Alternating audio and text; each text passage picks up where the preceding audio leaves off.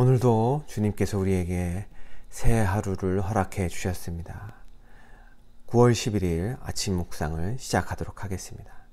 오늘 말씀은 예레미야서 31장 1절부터 9절까지의 말씀입니다. 이 말씀의 주제는 회복입니다. 1절을 읽어보도록 하겠습니다. 나 여호와가 말하노라. 그때에 내가 이스라엘 모든 가족의 하나님이 되고 그들은 내 백성이 되리라. 하나님은 이스라엘의 하나님이 되고 백성은 하나님의 백성이 된다는 것. 그것은 옛날부터 하나님과 이스라엘 민족 사이에 맺어진 언약이었습니다. 이 언약은 쌍방 언약같이 한쪽에서 파한다고 사라지는 것이 아니었습니다. 다시 말해서 이스라엘 민족이 이 언약을 저버릴지라도 이 언약은 사라지지 않았습니다. 왜냐하면 하나님께서 이 언약을 붙들고 계시기 때문입니다. 하나님은 이 언약적 관계를 지키시기 위해서 죄를 다루신다고 말씀하십니다. 그렇게 이스라엘의 민족의 죄를 다 무너뜨리고 뽑으신 다음에 다시 하나님과의 관계를 올바르게 쌓으시겠다고 말씀하십니다. 이렇게 하나님과의 관계가 회복된 온전한 상태, 그것을 성경에서는 평강, 곧 샬롬이라고 말합니다. 하나님께서는 그 회복된 모습, 그 샬롬의 모습이 어떠한 모습인지 계속해서 보여줍니다. 2절을 읽겠습니다. 나 여호와가 이같이 말하노라. 칼에서 벗어난 백성이 광야에서 은혜를 얻었나니 곧 내가 이스라엘로 안식을 얻게 하러 갈 때에라. 여러분, 참된 안식, 참된 쉼은 회복을 의미합니다. 여행을 다녀와서 더 피곤하다면 그것은 참된 안식이 아니죠.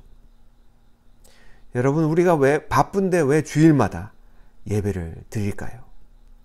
왜냐하면 예배는 하나님의 임재 앞에서 참된 쉼과 안식을 누리는 시간이기 때문입니다. 우리는 그 예배를 드림으로 우리의 삶이 회복되는 것을 느낄 수가 있습니다. 계속해서 3절을 읽어보겠습니다. 나 여호와가 옛적에 이스라엘에게 나타나 이르기를 내가 무궁한 사랑으로 너를 사랑하는 거로 인자함으로 너를 인도하였다 하였노라.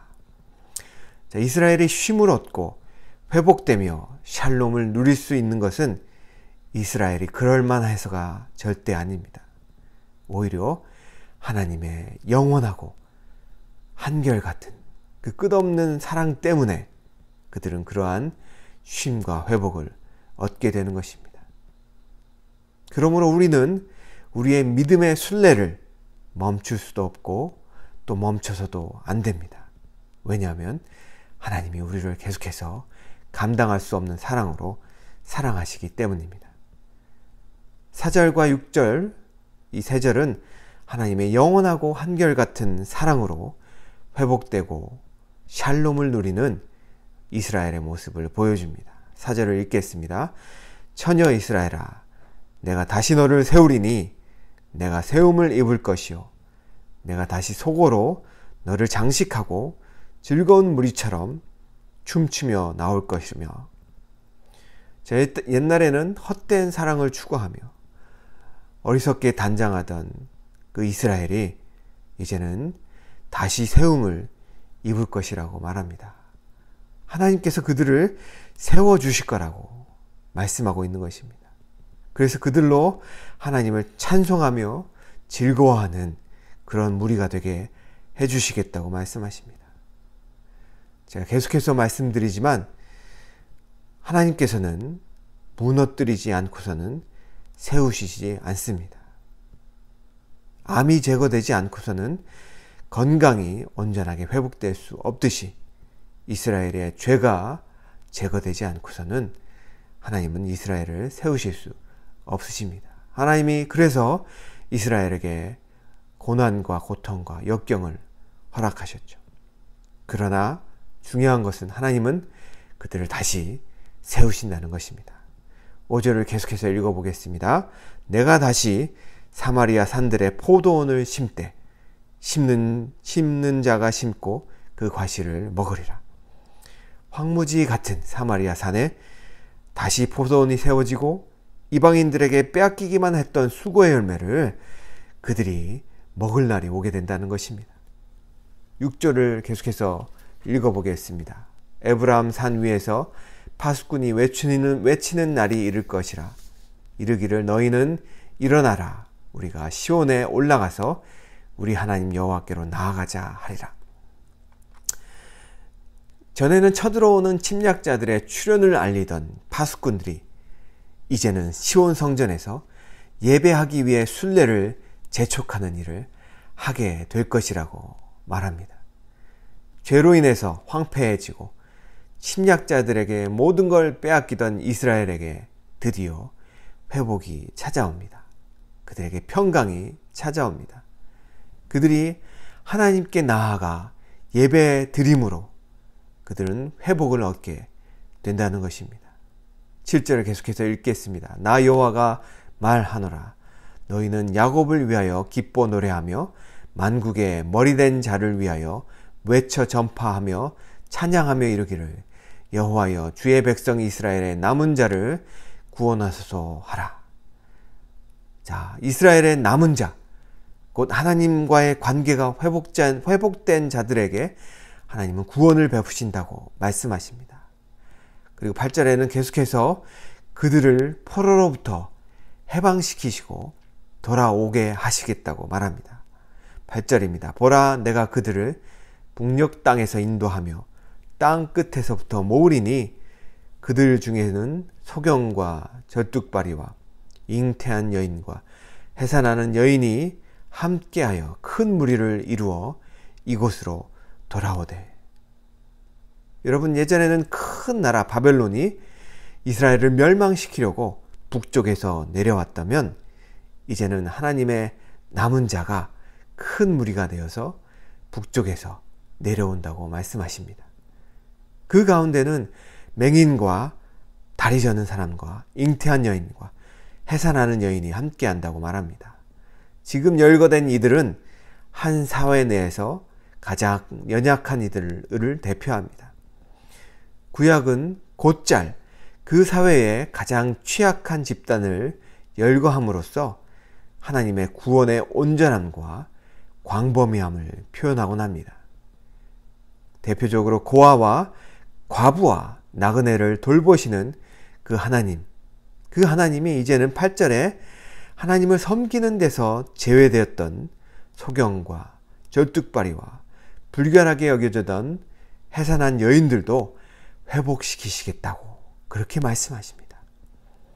공동체 내에 연약한 구성원 모두가 소외되지 않고 큰 무리와 함께 회복될 것이라고 그렇게 말씀하고 계신 것입니다. 사랑하는 클리프턴 성도 여러분, 좋은 일이 생겼는데 그러한 좋은 일이 공동체의 가장 연약한 지체들의 삶에는 영향을 미치지 못한다고 한다면, 그 지체들의 삶은 여전히 고통스럽다고 한다면 정말로 좋은 일이 생긴 걸까요? 아니죠.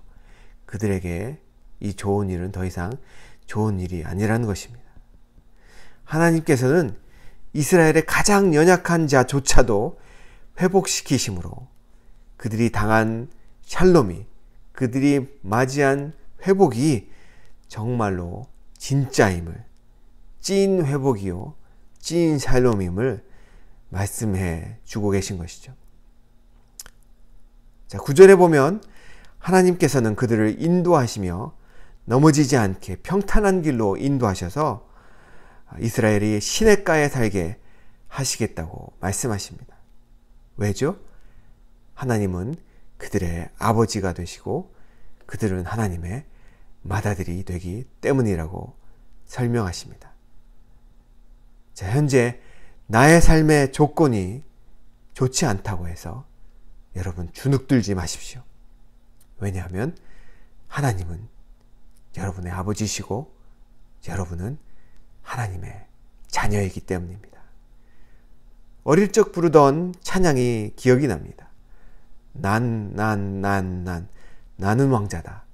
하나님 나라에 나는 왕자다. 내가 비록 어릴지라도 나는 왕자다. 여러분, 하나님은 하나님의 이름을 걸고 우리를 회복시키십니다. 왜냐하면 우리는 하나님의 것이기 때문입니다. 여러분, 하나님은 끊임없는 사랑으로, 변함없는 사랑으로, 영원한 사랑으로 우리를 사랑하십니다. 왜요? 우리는 하나님의 자녀이기 때문입니다. 오늘도 그 하나님을 믿고 그 하나님의 이름의 영광을 위하여 우리를 회복시키시며 우리를 이끄시는 우리의 아버지 되신 하나님께 믿음으로 담대하게 나아가는 우리 클리프턴 성도님들이 되시기를 간절히 축원합니다. 감사합니다.